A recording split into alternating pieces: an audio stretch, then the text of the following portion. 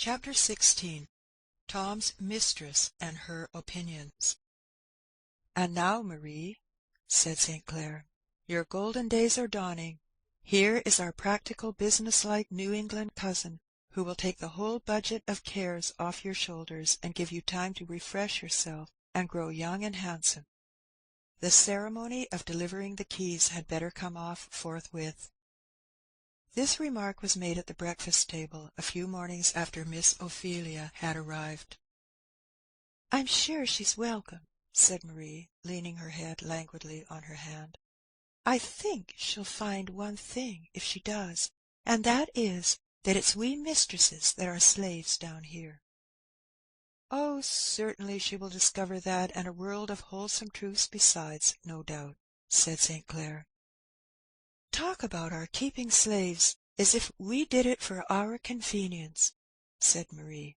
"I'm sure if we consulted that, we might let them all go at once." Evangeline fixed her large, serious eyes on her mother's face with an earnest and perplexed expression, and said simply, "What do you keep them for, mamma?"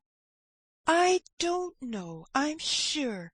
Except for a plague, they are the plague of my life. I believe that more of my ill health is caused by them than by any one thing, and ours, I know, are the very worst that ever anybody was plagued with." "Oh, come, Marie, you've got the blues this morning," said St. Clair.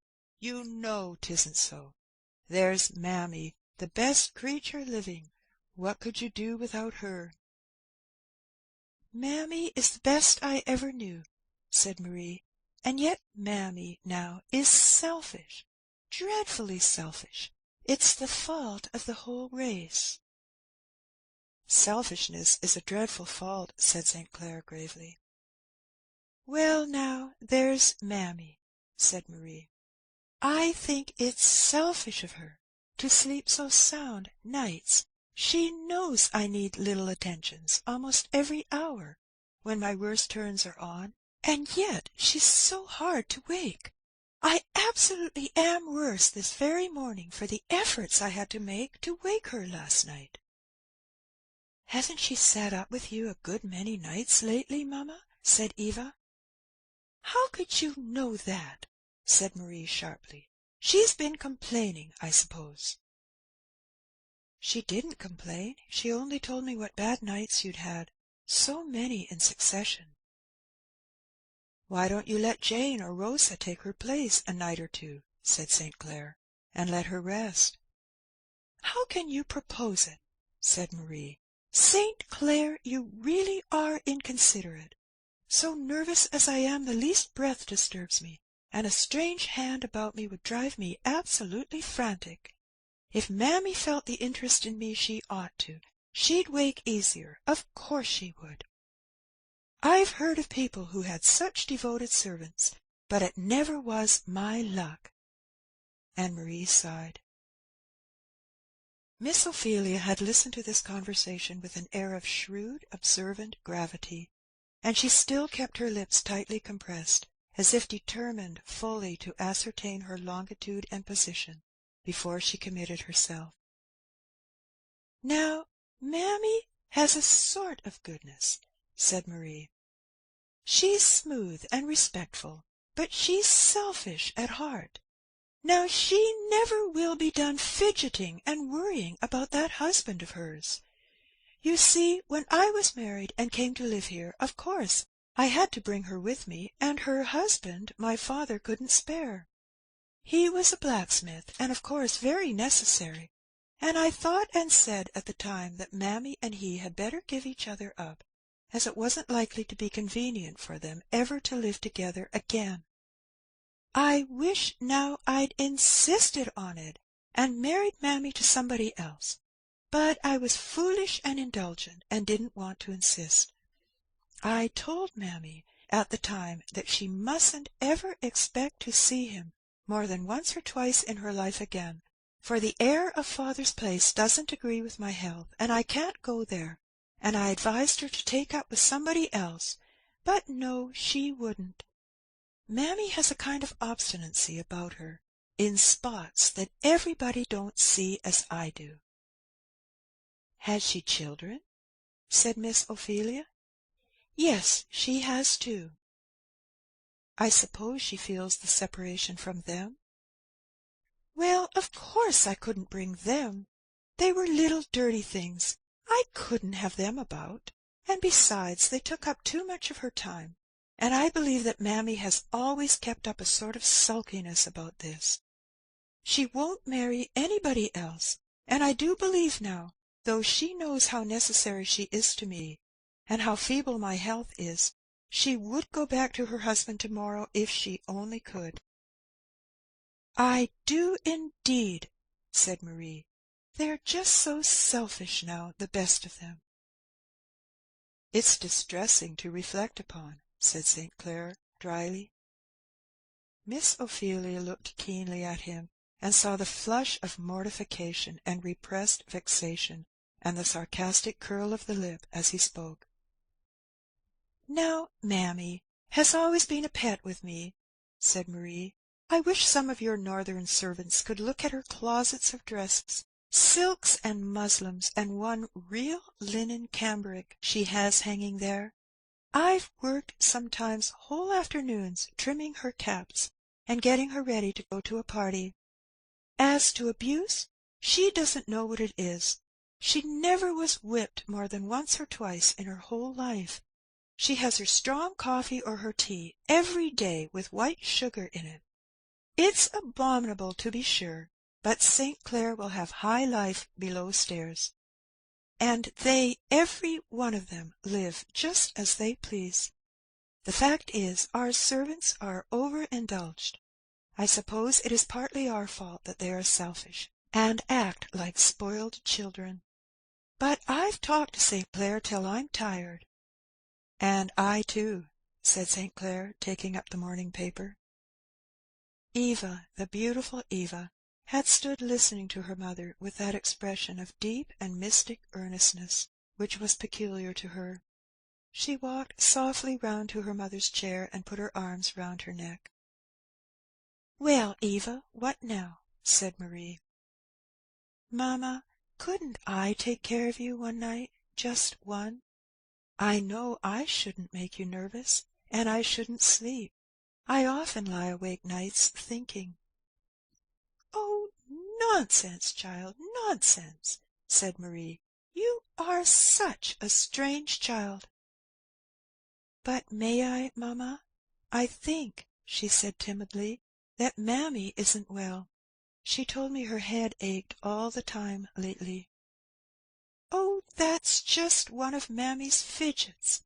Mammy is just like all the rest of them. Makes such a fuss about every little headache or finger ache. It'll never do to encourage it, never. I'm principled about this matter," said she, turning to Miss Ophelia. "You'll find the necessity of it. If you encourage servants in giving way to every little disagreeable feeling, and complaining of every little ailment, you'll have your hands full. I never complain myself. Nobody knows what I endure. I feel it a duty to bear it quietly, and I do." Miss Ophelia's round eyes expressed an undisguised amazement at this peroration, which struck St. Clair as so supremely ludicrous that he burst into a loud laugh. "St. Clair always laughs when I make the least allusion to my ill health," said Marie, with the voice of a suffering martyr. "I only hope the day won't come when he'll remember it." And Marie put her handkerchief to her eyes. Of course, there was rather a foolish silence. Finally St. Clair got up, looked at his watch, and said he had an engagement down street. Eva tripped away after him, and Miss Ophelia and Marie remained at the table alone. "Now that's just like St. Clair," said the latter, withdrawing her handkerchief with somewhat of a spirited flourish when the criminal to be affected by it was no longer in sight. "He never realizes, never can, never will, what I suffer, and have for years. if I was one of the complaining sort, or ever made any fuss about my ailments, there would be some reason for it. Men do get tired, naturally, of a complaining wife, but I've kept things to myself, and borne, till St. Clair has got in the way of thinking that I can bear anything." Miss Ophelia did not exactly know what she was expected to answer to this.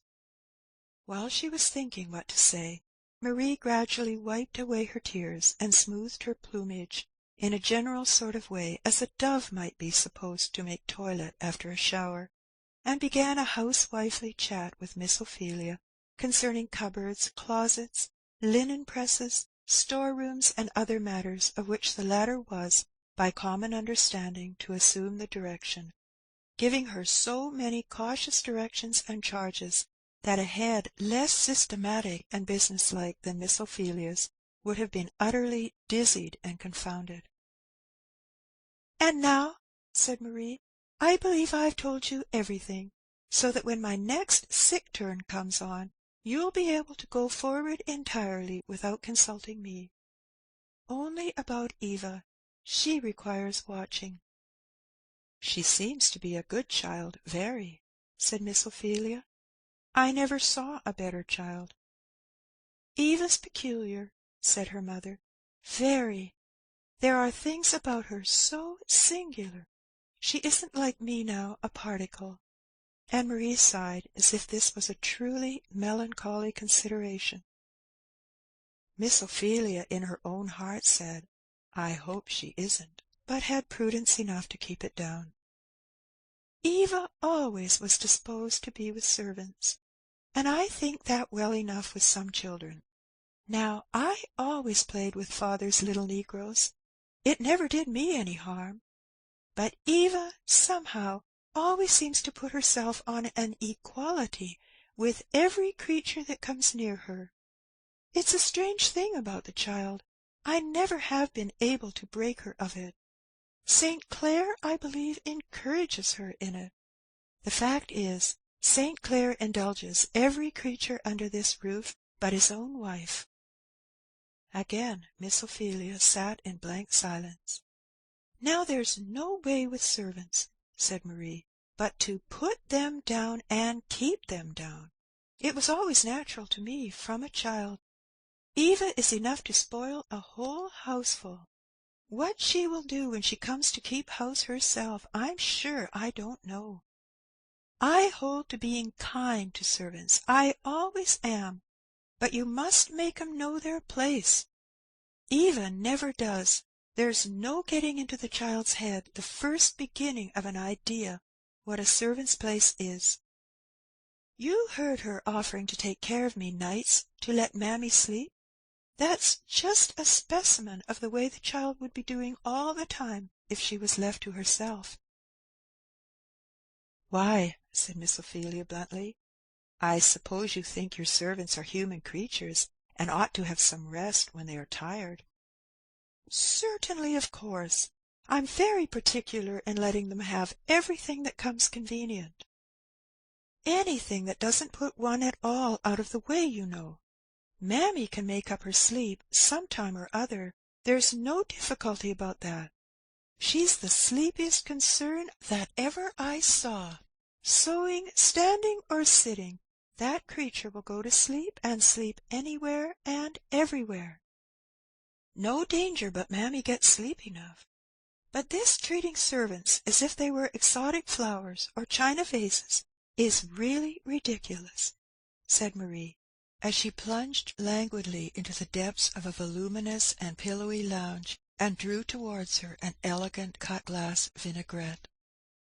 "You see," she continued, in a faint and ladylike voice, like the last dying breath of an Arabian jasmine, or something equally ethereal, "you see, Cousin Ophelia, I don't often speak of myself.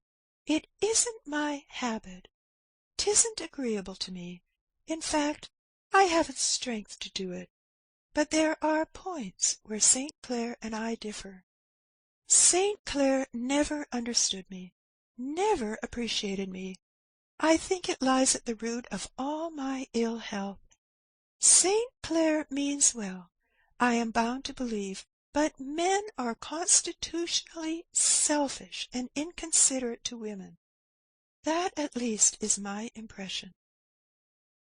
Miss Ophelia, who had not a small share of the genuine New England caution, and a very particular horror of being drawn into family difficulties, now began to foresee something of this kind impending.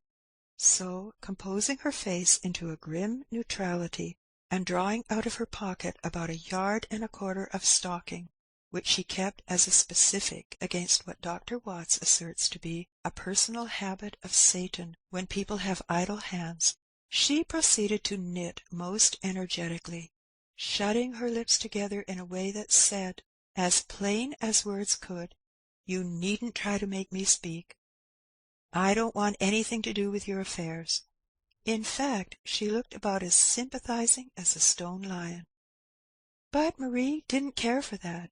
She had got somebody to talk to, and she felt it her duty to talk, and that was enough, and reinforcing herself by smelling again at her vinaigrette, she went on. "You see, I brought my own property and servants into the connection when I married St. Clair, and I am legally entitled to manage them my own way. St. Clair had his fortune and his servants, and I'm well enough to contend he should manage them his way. But St. Clair will be interfering. He has wild, extravagant notions about things, particularly about the treatment of servants.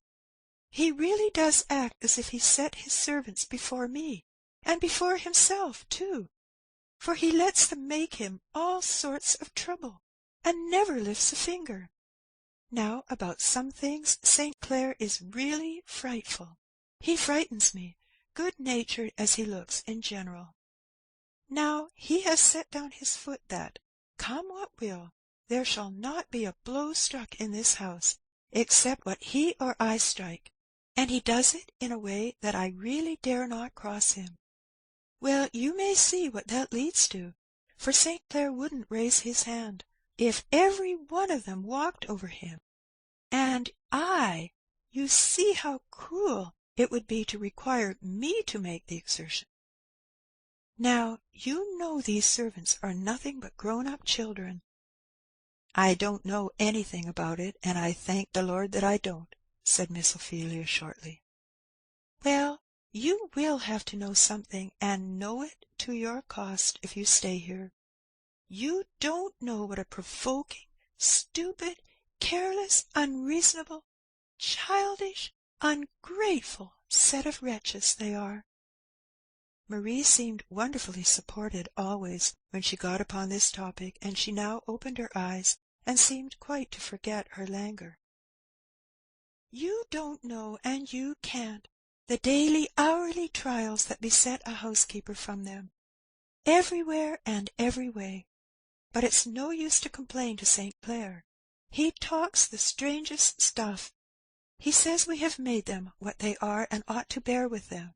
He says their faults are all owing to us, and that it would be cruel to make the fault and punish it too. He says we shouldn't do any better in their place, just as if one could reason from them to us, you know." "Don't you believe the Lord made them of one blood with us?" said Miss Ophelia shortly. "No, indeed, not I. A pretty story, truly. They are a degraded race." "Don't you think they've got immortal souls?" said Miss Ophelia, with increasing indignation. "Oh, well," said Marie, yawning, "that, of course, nobody doubts that. But as to putting them on any sort of equality with us, you know, as if we could be compared, why, it's impossible. Now, St. Clair really has talked to me as if keeping Mammy from her husband was like keeping me from mine. There's no comparing in this way. Mammy couldn't have the feelings that I should. It's a different thing altogether. Of course it is, and yet St. Clair pretends not to see it. And just as if Mammy could love her dirty little babies as I love Eva. Yet St. Clair once really and soberly tried to persuade me that it was my duty, with my weak health and all I suffer, to let Mammy go back and take somebody else in her place. That was a little too much, even for me to bear. I don't often show my feelings. I make it a principle to endure everything in silence. It's a wife's hard lot, and I bear it. But I did break out that time, so that he has never alluded to the subject since. But I know by his looks and the little things that he says that he thinks so as much as ever, and it's so trying, so provoking. Miss Ophelia looked very much as if she was afraid she should say something, but she rattled away with her needles in a way that had volumes of meaning in it, if Marie could only have understood it. "So you just see," she continued, "what you've got to manage. A household without any rule, where the servants have it all their own way, do what they please, and have what they please, except so far as I, with my feeble help, have kept up government. I keep my cowhide about, and sometimes I do lay it on, but the exertion is always too much for me.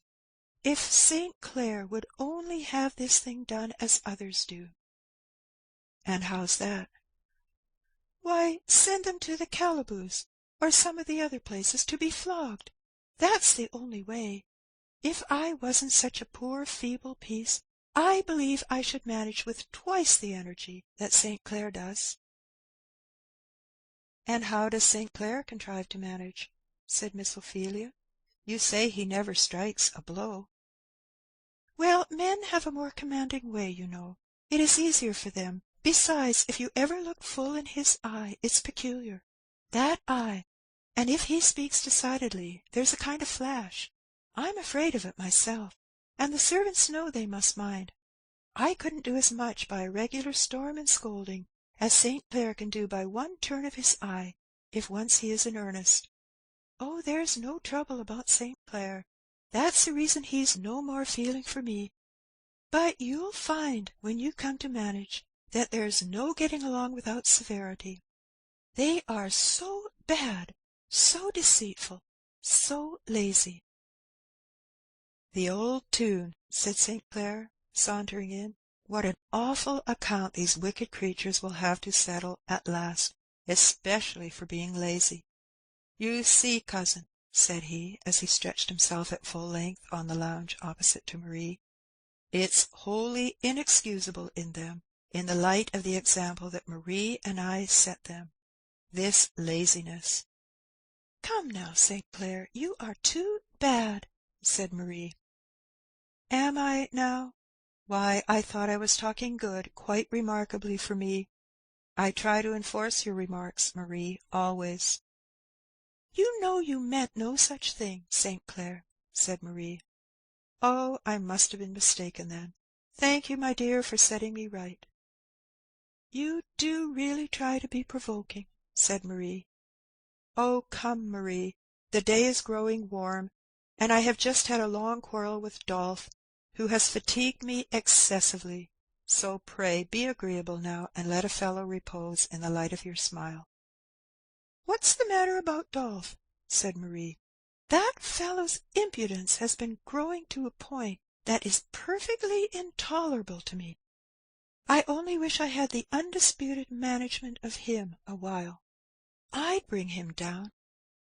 "What you say, my dear, is marked with your usual acuteness and good sense," said St. Clair. "As to Dolph, the case is this, that he has so long been engaged in imitating my graces and perfections, that he has at last really mistaken himself for his master, and I have been obliged to give him a little insight into his mistake." "How?" said Marie. "Why, I was obliged to let him understand explicitly that I preferred to keep some of my clothes for my own personal wearing. Also, I put his magnificence upon an allowance of cologne water, and actually was so cruel as to restrict him to 1 dozen of my cambric handkerchiefs. Dolph was particularly huffy about it, and I had to talk to him like a father to bring him round." "Oh, "Oh, St. Clair, when will you learn how to treat your servants? It's abominable the way you indulge them," said Marie. "Why, after all, what's the harm of the poor dog's wanting to be like his master? And if I haven't brought him up any better than to find his chief good in cologne and cambric handkerchiefs, why shouldn't I give them to him?" "And why haven't you brought him up better?" said Miss Ophelia, with blunt determination. "Too much trouble. Laziness, cousin, laziness, which ruins more souls than you can shake a stick at. If it weren't for laziness, I should have been a perfect angel myself. I'm inclined to think that laziness is what your old Dr. Botherham, up in Vermont, used to call the essence of moral evil. It's an awful consideration, certainly." "I should think you slaveholders have an awful responsibility about you," said Miss Ophelia. "I wouldn't have it for 1,000 words. You ought to educate your slaves, and treat them like reasonable creatures, like immortal creatures, that you've got to stand before the bar of God with. That's my mind," said the good lady, breaking suddenly out of a tide of zeal that had been gaining strength in her mind all morning. "Oh, come, come," said St. Clair, getting up quickly, "what do you know about us?" And he sat down to the piano and rattled a lively piece of music. St. Clair had a decided genius for music. His touch was brilliant and firm, and his fingers flew over the keys with a rapid and bird-like motion, airy and yet decided. He played piece after piece like a man who is trying to play himself into a good humour. After pushing the music aside, he rose up and said gaily, "Well now, cousin, you've given us a good talk and done your duty on the whole. I think the better of you for it. I make no manner of doubt that you threw a very diamond of truth at me, though you see it hit me so directly in the face that it wasn't exactly appreciated at first." "For my part, I don't see any use in any such sort of talk," said Marie.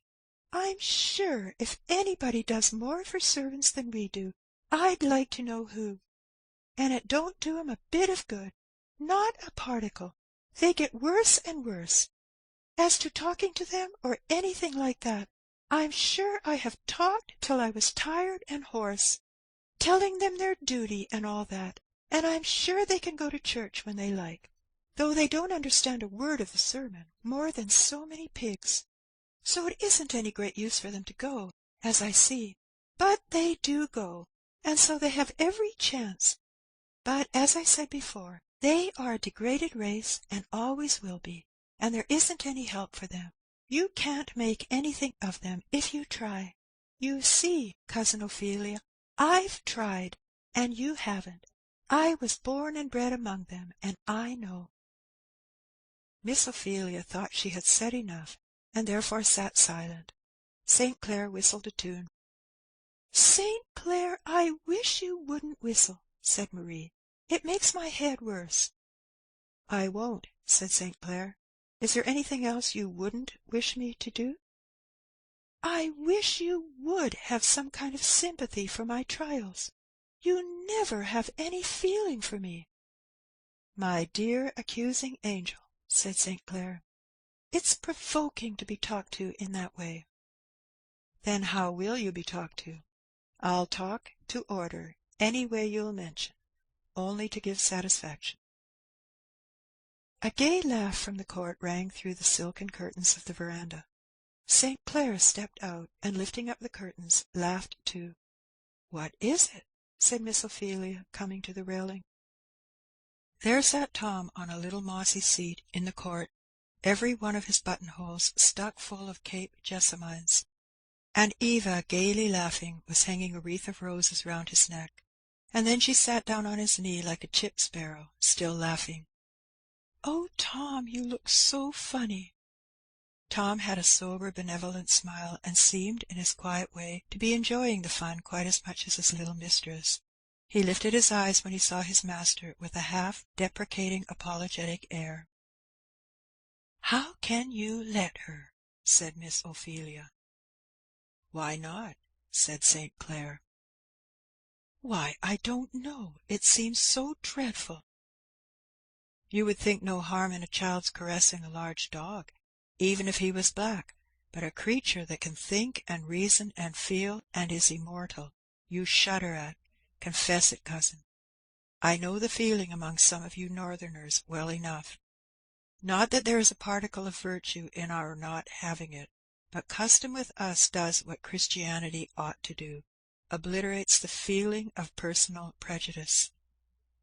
I have often noticed in my travels north how much stronger this was with you than with us. You loathe them as you would a snake or a toad, yet you are indignant at their wrongs. You would not have them abused, but you don't want to have anything to do with them yourselves. You would send them to Africa, out of your sight and smell, and then send a missionary or two to do up all the self-denial of elevating them compendiously. Isn't that it? Well, cousin, said Miss Ophelia thoughtfully, there may be some truth in this. What would the poor and lowly do without children?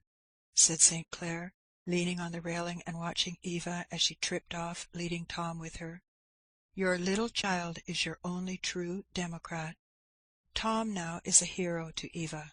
His stories are wonders in her eyes. His songs and Methodist hymns are better than an opera, and the traps and little bits of trash in his pocket a mine of jewels. And he the most wonderful Tom that ever wore a black skin.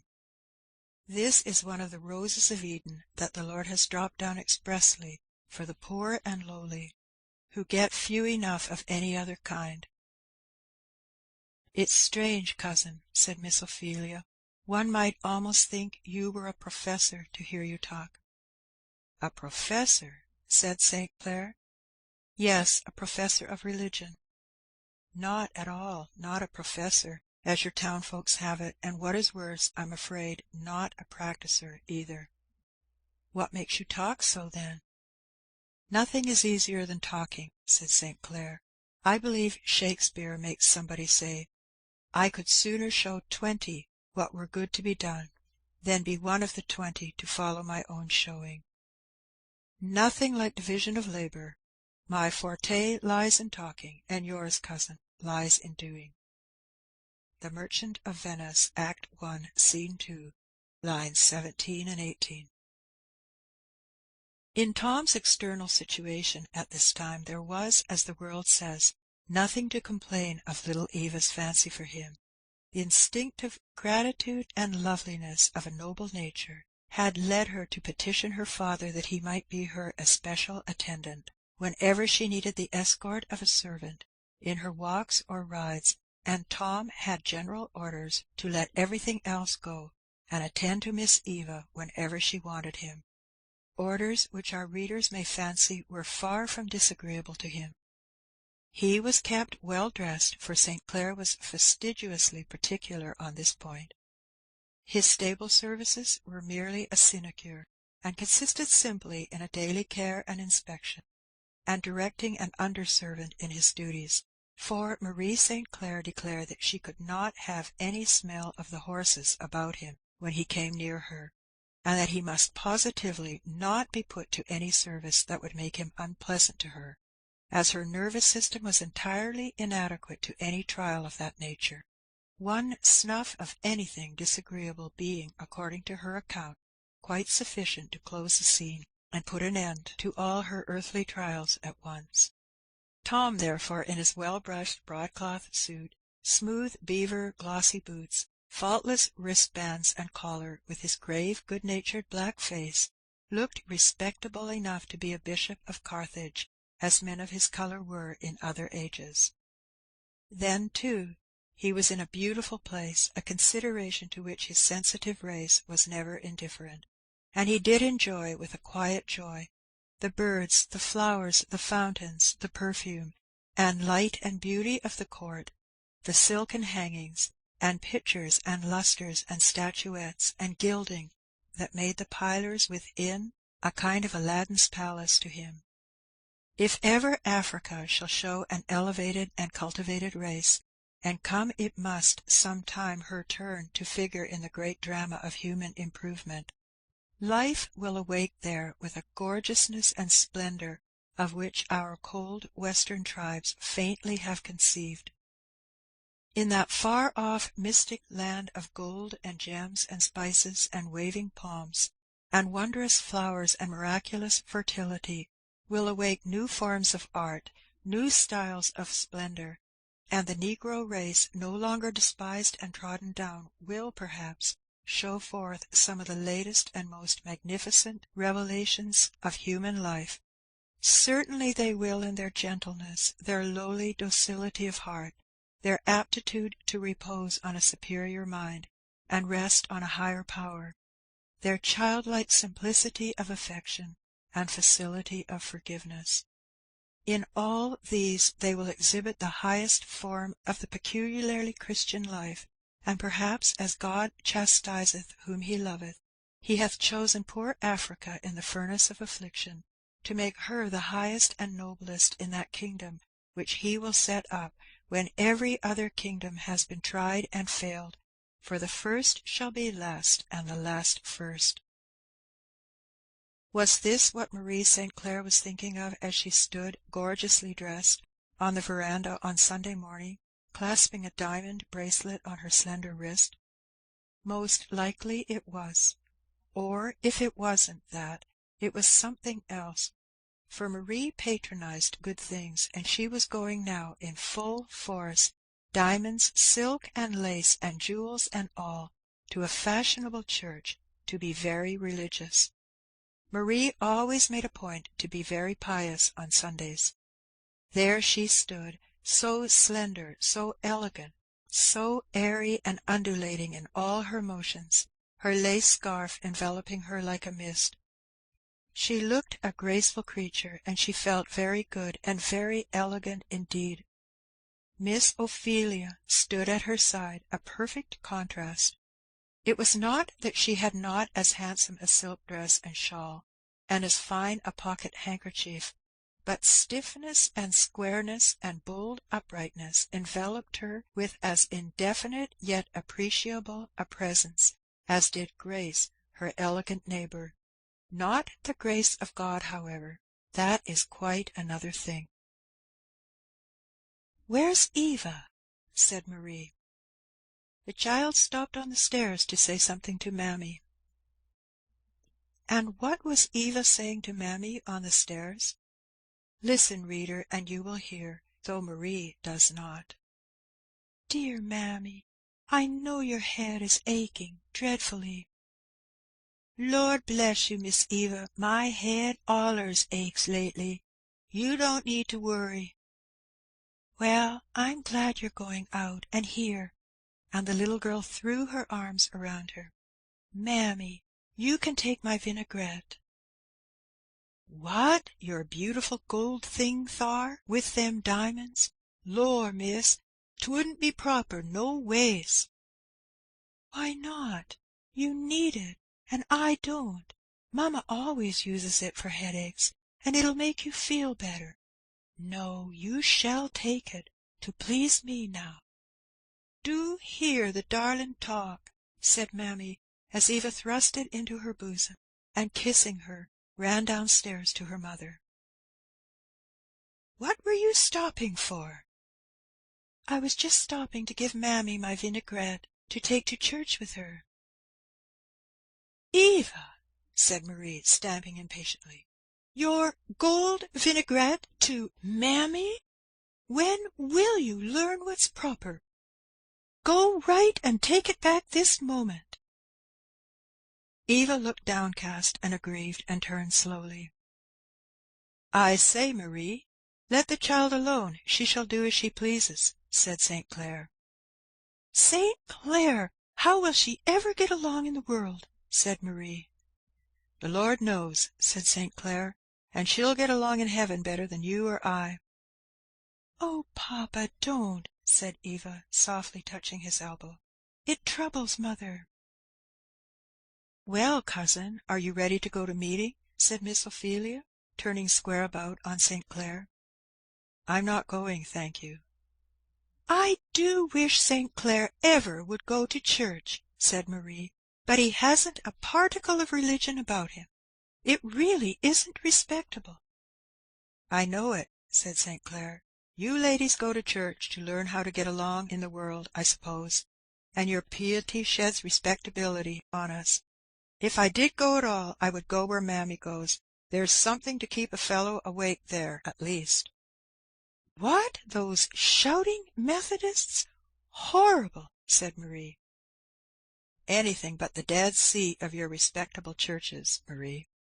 Positively, it's too much to ask of a man. Eva, do you like to go? Come, stay at home and play with me." "Thank you, papa, but I'd rather go to church." "Isn't it dreadful tiresome?" said St. Clair. "I think it is tiresome, some," said Eva, "and I am sleepy too, but I try to keep awake." "What do you go for, then?" "Why, you know, papa," she said in a whisper, "cousin told me that God wants to have us, and He gives us everything, you know, and it isn't much to do it, if He wants us to. It isn't so very tiresome, after all." "You sweet little obliging soul," said St. Clair, kissing her. "Go along. That's a good girl, and pray for me." "Certainly, I always do," said the child, as she sprang after her mother into the carriage. St. Clair stood on the steps and kissed his hand to her. As the carriage drove away, large tears were in his eyes. "Oh, Evangeline, rightly named," he said, "hath not God made thee an evangel to me?" So he felt a moment, and then he smoked a cigar, and read the Picayune, and forgot his little gospel. Was he much unlike other folks? "You see, Evangeline," said her mother, "it's always right and proper to be kind to servants, but it isn't proper to treat them just as we would our relations, or people in our own class of life. Now, if mammy was sick, you wouldn't want to put her in your own bed." "I should feel just like it, mamma," said Eva, "because then it would be handier to take care of her, and because, you know, my bed is better than hers." Marie was in utter despair at the entire want of moral perception evinced in this reply. "What can I do to make this child understand me?" she said. "Nothing," said Miss Ophelia significantly. Eva looked sorry and disconcerted for a moment, but children luckily do not keep to one impression long, and in a few moments she was merrily laughing at the various things which she saw from the coach windows as it rattled along. "Well, ladies," said St. Clair, as they were comfortably seated at the dinner table, "and what was the bill of fare at church to-day?" "Oh, Dr. G. preached a splendid sermon," said Marie. "It was just such a sermon as you ought to hear. It expressed all my views exactly." "It must have been very improving," said St. Clair. "The subject must have been an extensive one." "Well, I mean all my views about society and such things," said Marie. "The text was, 'He hath made everything beautiful in its season,' and he showed how all the orders and distinctions in society came from God, and that it was so appropriate, you know, and beautiful, that some should be high and some low, and that some were born to rule and some to serve, and all that, you know. And he applied it so well to all this ridiculous fuss that is made about slavery, and he proved distinctly that the Bible was on our side, and supported all our institutions so convincingly. I only wish you'd heard him." "Oh, I don't need it," said St. Clair. "I can learn what does me as much good as that from the Picayune any time, and smoke a cigar besides, which I can't do, you know, in a church." "Why?" said Miss Ophelia. "Don't you believe in these views?" "Who, I?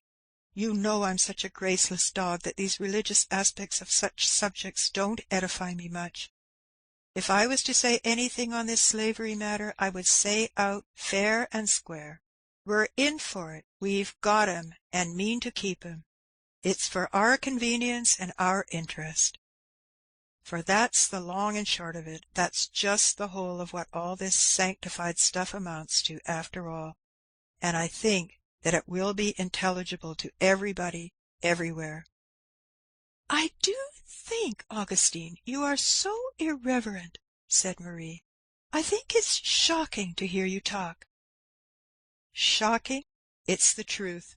This religious talk on such matters, why don't they carry it a little further and show the beauty in its season of a fellow's taking a glass too much and sitting a little too late over his cards, and various providential arrangements of that sort, which are pretty frequent among us young men.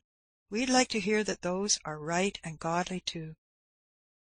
"Well," said Miss Ophelia, "do you think slavery right or wrong?" "I'm not going to have any of your horrid New England directness, cousin," said St. Clair gaily.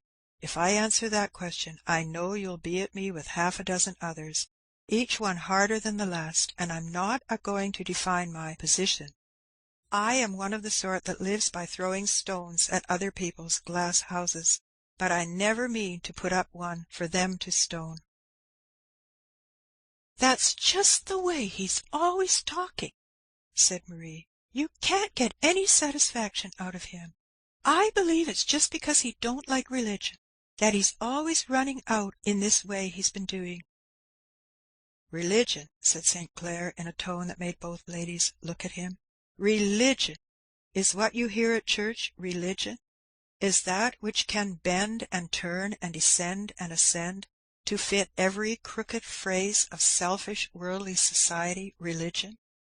Is that religion which is less scrupulous, less generous, less just, less considerate for man than even my own ungodly, worldly, blinded nature? No. When I look for a religion, I must look for something above me and not something beneath."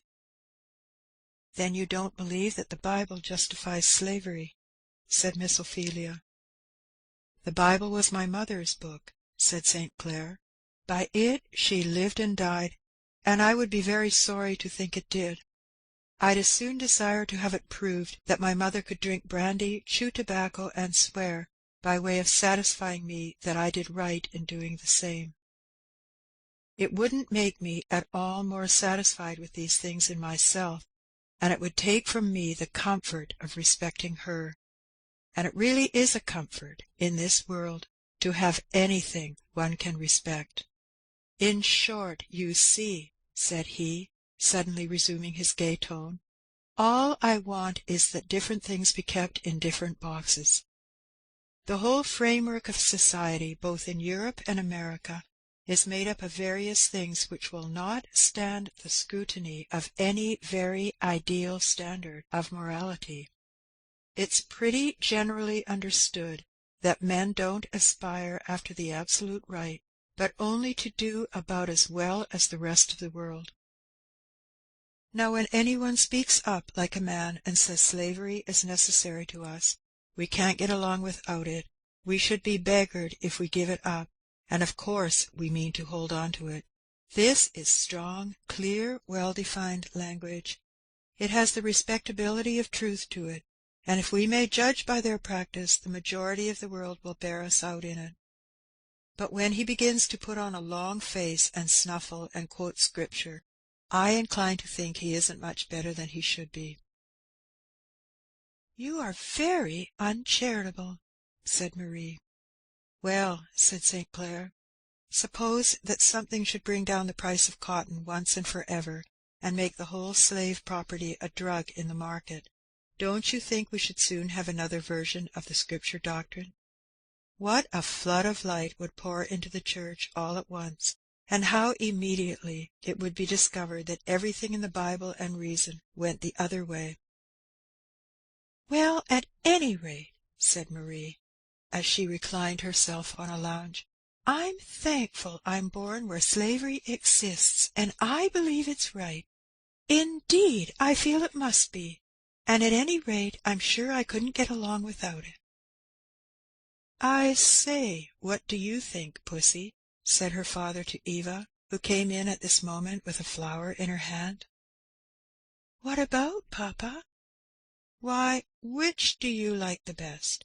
To live as they do at your uncle's up in Vermont, or to have a house full of servants, as we do?" "Oh, of course, our way is the pleasantest," said Eva. "Why so?" said St. Clair, stroking her head. "Why, it makes so many more round you to love, you know. said Eva, looking up earnestly. Now, that's just like Eva, said Marie. Just one of her odd speeches. Is it an odd speech, papa? Said Eva, whisperingly, as she got upon his knee.